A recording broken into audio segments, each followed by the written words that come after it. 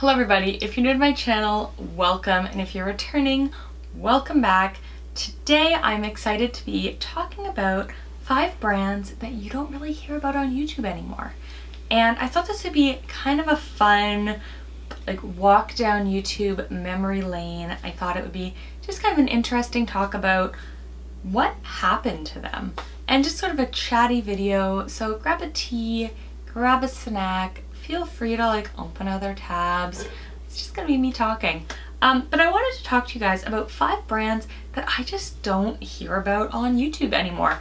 And I'm not saying they're bad brands or they're bad products, I'm just not seeing them hyped up.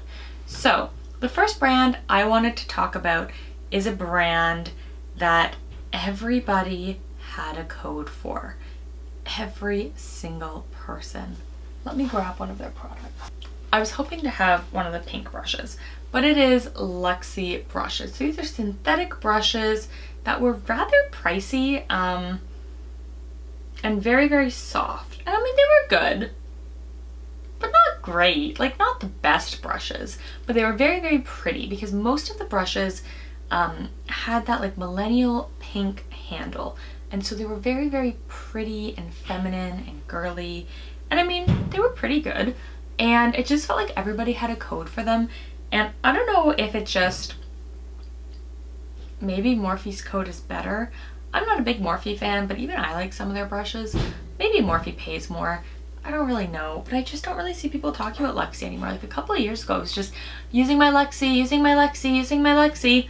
And I was never really a big fan of their eyeshadow brushes, but I did like their highlighting and their blush brushes. And, you know, I still see them in Ipsy bags, which is how I've actually gotten most of mine. But, you know, about the same time that I stopped hearing about them, I also started seeing them for sale at Winners.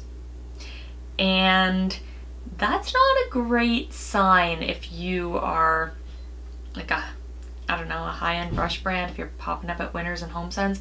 I mean, great for consumers. Like, I told all my friends to buy them. Like, guys, these are expensive and popular. Like, gift for them, use the face ones. But it just, you know, I just don't see people talking about them anymore. The next up is a brand that I haven't thought about in about 5,000 years, and that's Gerrard Cosmetics. I'll admit, I've never actually tried their products. It never really excited me. I'm not really big on like YouTube hyped brands. I'm not. I don't know, I like what I like, and I want to share it with you guys, and I want to share beautiful, everyday, like glowing, pretty looks with you guys. P.S. if you like this look, I did a full face minus like 2 or 3 products of Catrice Cosmetics. The lipstick I'm wearing right now is Bobbie Brown Bear Pink, but I'll leave that video down below. This is basically how I like to do my makeup, just pretty and glowy. And so I find most YouTube hype brands don't really draw me in. And so I never tried Gerrard, but again, it just felt like a lot of big YouTubers kind of just before the Luxie, I'm just gonna like play with my Luxie brush, kind of before the Luxie brush thing had Gerrard Cosmetics codes. Next up we have a brand, and this one, okay, the next 2 we're getting into are interesting because they're sold in Sephora. They are still clearly doing well, like lots of normal people are buying them, it's just influencers aren't talking about them. So the first is Tarte. Now, the last thing I really remember from Tarte was that huge Bora Bora trip, but I haven't really seen tons of Tarte in people's PR hauls. I haven't really seen a lot of Tarte like people using every day. I haven't bought from Tarte in a while, other than I did repurchase the Tarte Exposed blush. Now, Tarte blushes are factually incredible and actually amazing. And they're really, really good. And, you know, I mean, I guess the last, actually no, it's not Bora Bora, it's their ill-fated concealer and foundation range that they released that just had a million shades of beige. But even then, I don't see them talked about a lot. I don't see them in PR a lot. I don't see people using their products every day. They do have some beautiful products like those blushes or the Park Avenue Princess Bronzer. That one's really nice. And I do see the double tape concealer still used a fair bit, but that one you can't get in Canada because it's an Ulta exclusive, so like kind of annoying. But yeah, I just don't really see people reaching for their products, and I don't see them being talked about. I remember I had a really unfun PR experience with Tarte. I met them at Gen Beauty, and like I've had a blog a lot longer than I've had a YouTube, so a lot of my PR that I originally got was from my blog, and I've sort of ported it over to YouTube. And they were like, love your numbers, love your style, love your vibe, love your, like, of course, we'll send you PR, we'll send you a big box of goodies. And I was like, oh my god, I've made it. Like, Tarte was one of my goal brands. And I reached out to them and they didn't reply. So I followed up and they didn't reply.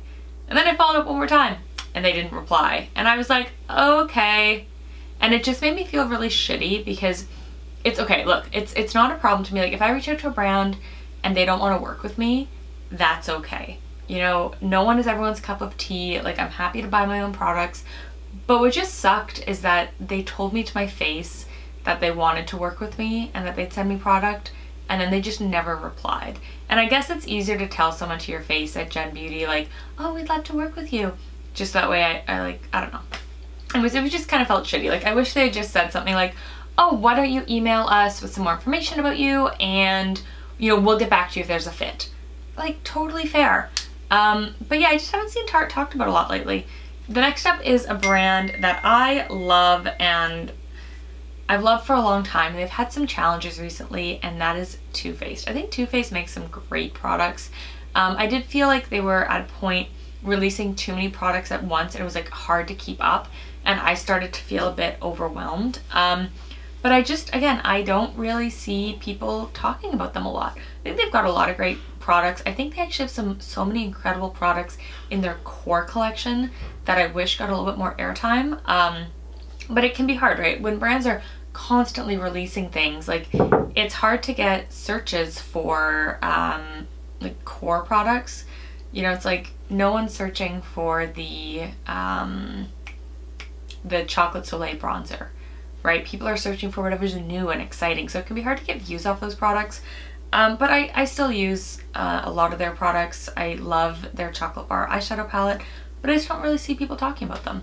And the last is a brand that just drove me crazy, and that is Julep. So I was a big Julep fan. The owner and CEO of Julep is a Canadian, and they had this incredible subscription box that, like, nobody needed 2 nail polishes a month. But it was your choice of either 2 beauty products, or 2 nail polishes and a beauty product, or 3 nail polishes. So I usually did the 2 nail polishes and 1 beauty product. And every month they'd have a new collection of colors and usually a new beauty product. And so you'd sort of like mix and match and like get products that were good for you. But then they also included lots of their like classic beauty products that you could include if you weren't really into the new launch. Like, they had this bare face oil that was really nice. Loved their nail polishes. I still have a lot of them. They had really nice blush. I loved their lip products. They had these like matte, like a demi matte, like a cream liquid lipstick with this really innovative applicator. Like, it was really nice. And then one day, I didn't really see a lot of people talking about them when they had the subscription box. Like, I saw some people, right? But then what they did is they upped the price, and then they stopped having free shipping to Canada, and then they changed around the rewards program, and then they stopped shipping their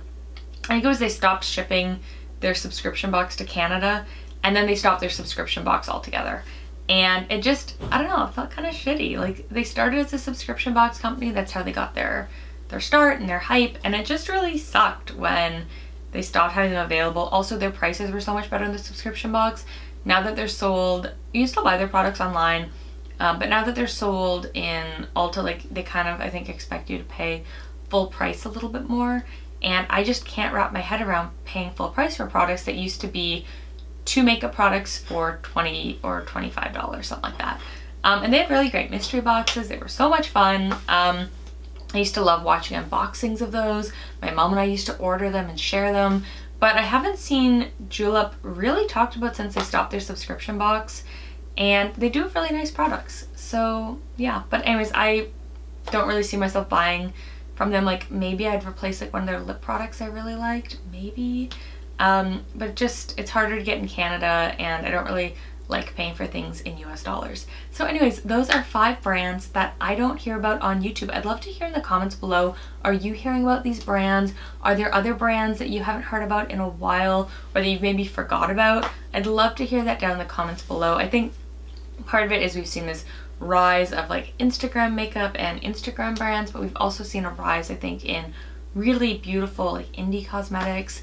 So anyways, I'd love to hear from you guys if you're hearing about these products or you're not. I think it's interesting either way. So thank you guys so much for watching. If you haven't already, please subscribe. For those of you who are new, if this is your first time seeing me, if we have hit 4,000 subscribers, then we will have a month-long giveaway. And if we haven't hit 4,000 subscribers, then when we do, we will have a month-long giveaway, and I do some pretty great prizes. So subscribe, ring the bell, and make sure you don't miss out on that amazing giveaway. Thanks so much for watching, guys, and I'll see you in the next one. Bye! Mwah.